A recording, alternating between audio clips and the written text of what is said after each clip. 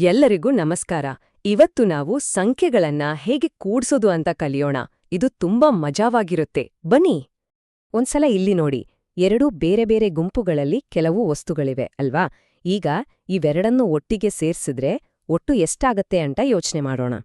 ಹೌದು, ಹೀಗೆ ಬೇರೆ ಬೇರೆ ಗುಂಪುಗಳನ್ನ ಒಂದೆಡೆ ಸೇರಿಸಿ ಒಟ್ಟು ಎಷ್ಟು ಅಂತ ಕಂಡುಹಿಡಿಯೋದಕ್ಕೆ ನಾವು ಸಂಕಲನ ಅಂತ ಹೇಳ್ತೀವಿ. ಸರಳವಾಗಿ ಹೇಳೋದಾದ್ರೆ ಕೂಡಿಸೋದು ಅಂತನೂ ಕರಿಬಹುದು. ಅಂದ್ರೇನ್ ಗೊತ್ತಾ? ಎಲ್ಲವನ್ನೂ ಒಟ್ಟಿಗೆ ಎಣಿಸೋದು ಅಷ್ಟೇ.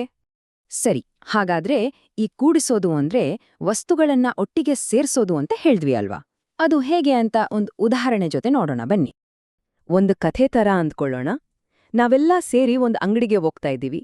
ಅಲ್ಲಿ ನಮ್ಗೊಂದು ಪೆನ್ ಇಷ್ಟ ಆಯ್ತು. ಅದನ್ ತಗೊಳ್ಳೋಣ. ಅಂಗಡಿಯವರು ಅದರ ಬೆಲೆ 15 ರೂಪಾಯಿ ಅಂದ್ರು. 15 ರೂಪಾಯಿ ಅಂದ್ರೆ 1 ಮತ್ತು 5 15. ಈ 15 ರೂಪಾಯಿಯನ್ನ ನಾವು ಹೇಗೆ ಕೊಡಬಹುದು?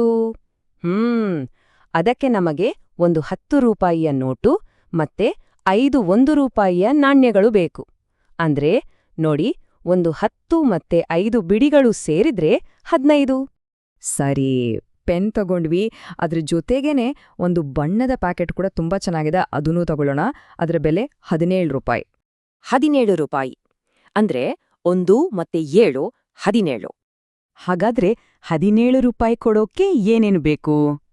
ಒಂದು 10 ರೂಪಾಯಿಯ ನೋಟು ಮತ್ತೆ 7 1 ರೂಪಾಯಿಯ ನಾಣ್ಯಗಳು. ನೋಡಿ, ಒಂದು 10ರ ನೋಟು ಜೊತೆಗೆ 7 ಚಿಲ್ಲರೆ ನಾಣ್ಯಗಳು. ಸರಿ, ಈಗ ಪೆನ್ ತಗೊಂಡ್ವಿ, ಬಣ್ಣದ ಪ್ಯಾಕೆಟ್ ಕೂಡ ತಗೊಂಡ್ವಿ. ಹಾಗಾದ್ರೆ ನಾವು ಅಂಗಡಿಯವರಿಗೆ ಒಟ್ಟಾರೆಯಾಗಿ ಎಷ್ಟು ಹಣ ಕೊಡ್ಬೇಕು ಅಂತ ಕಂಡಿಡಿಬೇಕಲ್ವಾ? ಬನ್ನಿ, ಅದನ್ನೀಗ ಆಟದ ಹಣವನ್ನ ಬಳಸಿ ಲೆಕ್ಕ ಮಾಡೋಣ. ಮೊದಲನೇ ಕೆಲ್ಸ ಏನ್ ಮಾಡೋಣ ಅಂದ್ರೆ, ನಮ್ಮ ಹತ್ರ ಇರೋ ಎಲ್ಲಾ 1 ರೂಪಾಯಿ ನಾಣ್ಯಗಳನ್ನ ಒಂದ್ ಕಡೆ ಸೇರ್ಸೋಣ.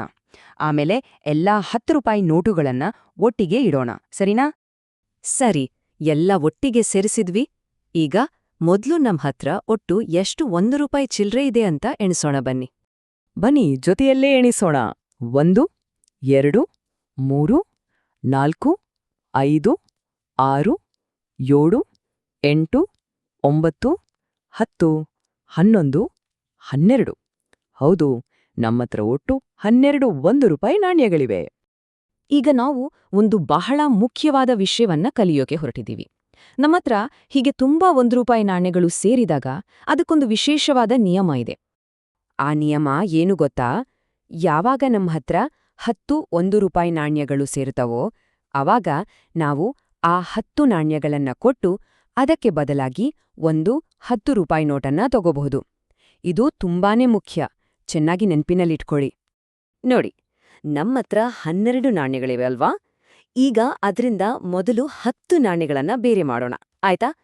ಈಗ ಈ 10 1 ರೂಪಾಯಿ ನಾಣ್ಯಗಳ ಬದಲು ನಮ್ಗೊಂದು ಹೊಸ 10 ರೂಪಾಯಿ ನೋಟು ಸಿಗತ್ತೆ. ನೋಡಿ, ಹೀಗೆ.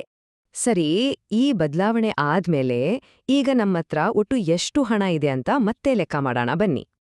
ಒಂದ್ಸಲ ನೋಡಿ, ನಮ್ ಹತ್ರ ಈಗ ಎಷ್ಟು 10ರ ನೋಟುಗಳಿವೆ? 1 2 3. ಹೌದು, 3 10 ರೂಪಾಯಿ ನೋಟುಗಳಿವೆ. ಆಮೇಲೆ ಎಷ್ಟು ಚಿಲ್ಲರೆ ಉಳಿದಿದೆ? 1 2 2 1 ರೂಪಾಯಿ ನಾಣ್ಯಗಳು ಉಳಿದಿವೆ. ಹಾಗಾದ್ರೆ ಲೆಕ್ಕ ಮಾಡೋಣ. 3 10ರ ನೋಟುಗಳು ಅಂದ್ರೆ 10 20 30 30 ರೂಪಾಯಿ ಆಯ್ತು. ಅದ್ರ ಜೊತೆಗೆ 2 1 ರೂಪಾಯಿ ನಾಣ್ಯಗಳು ಅಂದ್ರೆ 30ಕ್ಕೆ 2 ಸೇರಿದ್ರೆ 32 ರೂಪಾಯಿ. ಅಬ್ಬಾ, ನಾವು ಅಂಗಡಿಯವರಿಗೆ ಒಟ್ಟು 32 ರೂಪಾಯಿ ಕೊಡ್ಬೇಕು. ಸರಿ, ಈ ಲೆಕ್ಕ ಮಾಡೋದು ಎಷ್ಟು ಸುಲಭ ಅಂತ ಗೊತ್ತಾಯ್ತಲ್ವಾ? ಈಗ ನಾವು ಕೊನೆಯ ಭಾಗಕ್ಕೆ ಬಂದಿದೀವಿ. ಈ ಕೂಡ್ಸೋದನ್ನ ಇನ್ನೂ ಮಜಾವಾಗಿ ಆಟಗಳ ಮೂಲಕ ಹೇಗೆ ಕಲಿಬೋದು ಅಂತ ನೋಡೋಣ. ಉದಾಹರಣೆಗೆ, ನಾವು ಪಗಡೆ ಆಡ್ತೀವಲ್ವಾ? 2 ದಾಳಗಳನ್ನ ಒಟ್ಟಿಗೆ ಉರುಳಿಸಿ ಅವುಗಳ ಮೇಲೆ ಬಂದಿರೋ ಚುಕ್ಕೆಗಳನ್ನ ಎಣಿಸಿದ್ರೆ ಸಾಕು. ಅದೂ ಕೂಡ ಒಂದು ಸಂಕಲನನೇ. ಅದೇ ರೀತಿ ಡಾಮಿನೋ ಅಂತ ಒಂದು ಆಟ ಇದೆ. ಆ ಕಾರ್ಡ್ಗಳ ಮೇಲಿರೋ ಚುಕ್ಕೆಗಳನ್ನು ಕೂಡಿಸಿ ಕೂಡ ನಾವು ಕೂಡೋದನ್ನ ಅಭ್ಯಾಸ ಮಾಡಬಹುದು. ಹಾಗಾದ್ರೆ ಇವತ್ತು ಕಲಿತ ಮುಖ್ಯವಾದ ಪಾಠ ಏನು? 10 1ಗಳು ಒಟ್ಟಿಗೆ ಸೇರಿದ್ರೆ ಒಂದು ಹೊಸ 10 ಆಗುತ್ತೆ. ಇದು ಈಗ ನಮ್ಗೆ ಚೆನ್ನಾಗ್ ಗೊತ್ತಾಗಿದೆ ಅಲ್ವಾ? ಹಾಗಾದ್ರೆ ಈಗ ಒಂದು ಪ್ರಶ್ನೆ.